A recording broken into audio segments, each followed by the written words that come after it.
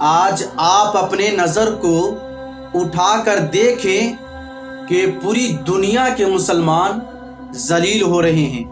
صرف ہم یا آپ نہیں بلکہ پوری دنیا کے مسلمان ذلیل ہو رہے ہیں، گاجر مولی کی طرح کچلے جا رہے ہیں۔ کبھی آپ نے سمجھنے کی کوشش کی کہ ہر جگہ ہم گاجر مولی کی طرح کچلے کیوں جا رہے ہیں؟ ہر جگہ ہم پر ظلم کیوں کیے جا رہے ہیں؟ کبھی آپ نے سمجھنے کی کوشش نہیں کی۔ اگر آپ نے سمجھنے کی کوشش کر لیا ہوتا تو آپ پر ظلم نہیں ہوتی، آپ گاجر مولی کی طرح کچلے نہیں جاتے۔ وجہ ایک ہی ہے، ریزن ایک ہی ہے کہ ہم نے اللہ تبارک و تعالیٰ کے مسجد کو آباد کرنا چھوڑ دیا ہے، ہم نے اللہ تبارک و تعالیٰ کے گھر کو حفاظت کرنا چھوڑ دیا ہے۔ اسی لیے ہم پر طرح طرح کی مصیبتیں، طرح طرح کی پریشانیاں آتی ہے اور ہر جگہ ہم گاجر مولی کی طرح کچلے جا رہے ہیں۔ اللہ تبارک و تعالیٰ کی عزت کی قسم کھا کر کہتا ہوں کہ جس دن آپ اپنے محلے کی مسجد کو حفاظت کرنا سیکھ لیں گے، اپنے محلے کی مسجد کو آباد کرنا سیکھ لیں گے، تو اللہ تبارک و تعالیٰ کی عزت کی قسم کھا کر کہتا ہوں آپ کے سر کہیں بھی گاجر مولی کی طرح کچلے نہیں جائیں گے، آپ پر کہیں ظلم نہیں کیے جائیں گے، آپ پر کوئی بھی مصیبت، کوئی پریشانی آپ پر نہیں آ سکتی ہے۔ اس لیے میرے بھائیوں، اپنے محلے کی مسجد کو حفاظت کرنا سیکھیں، اپنے محلے کی مسجد کو آباد کرنا سیکھیں۔ جب مسجد کی بات چلی ہے، ایک مرتبہ کا واقعہ ہے کہ ایک بادشاہ تھا جس نے اپنے دل میں ارادہ کیا کہ میں ایک مسجد بنواؤں گا اور اس مسجد میں بستی والوں میں سے کسی کو بھی حصہ لینے نہیں دوں گا۔ بادشاہ نے سپاہیوں سے کہا کہ بستی میں جاؤ اور اعلان کر دو کہ بادشاہ ایک مسجد بنوا رہے ہیں اور اس مسجد میں کسی بھی بستی والوں کو حصہ لینے کی ضرورت نہیں ہے۔ سپاہی گیا اور جانے کے بعد بستی میں اعلان کر دیا کہ او لوگوں سنو، بادشاہ سلامت ایک مسجد بنوا رہے ہیں اور اس میں کسی کو بھی حصہ لینے کی ضرورت نہیں ہے۔ اعلان ہو گیا۔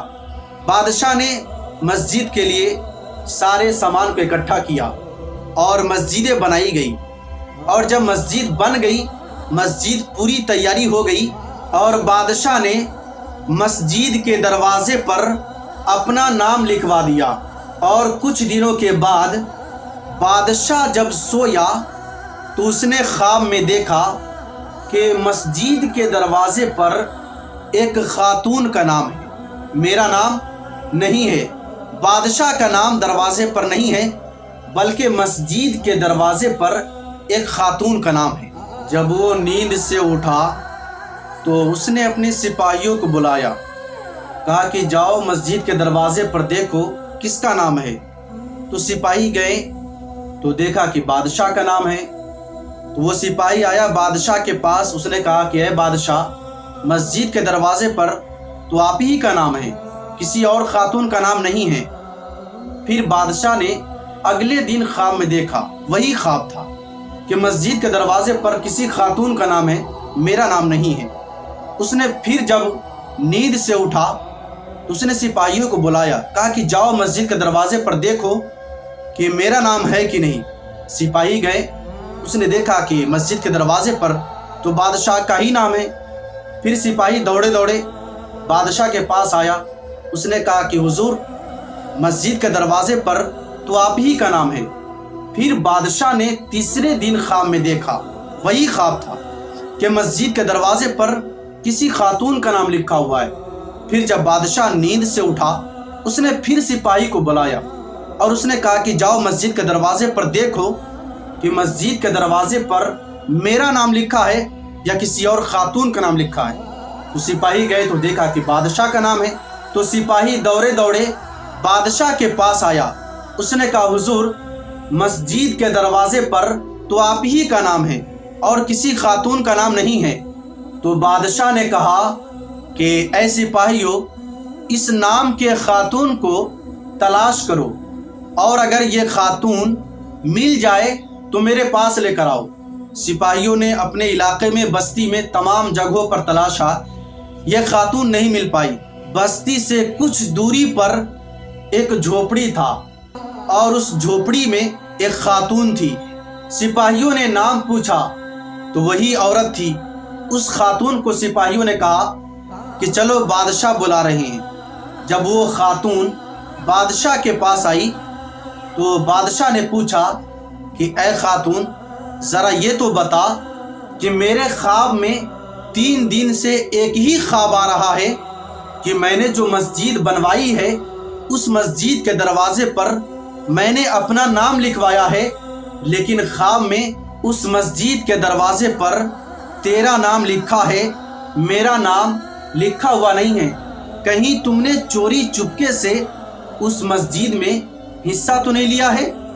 تو اس خاتون نے کہا کہ حضور، میں غریب عورت ہوں، میرے پاس کھانے کے لیے پیسے نہیں ہیں، میرے پاس کھانے کے لیے رقم نہیں ہے، میں مسجد میں حصہ کیسے لے پاؤں گی؟ تو بادشاہ نے کہا کہ صحیح سے سوچ کر بتاؤ، کہیں تم نے اس مسجد میں حصہ تو نہیں لیا ہے؟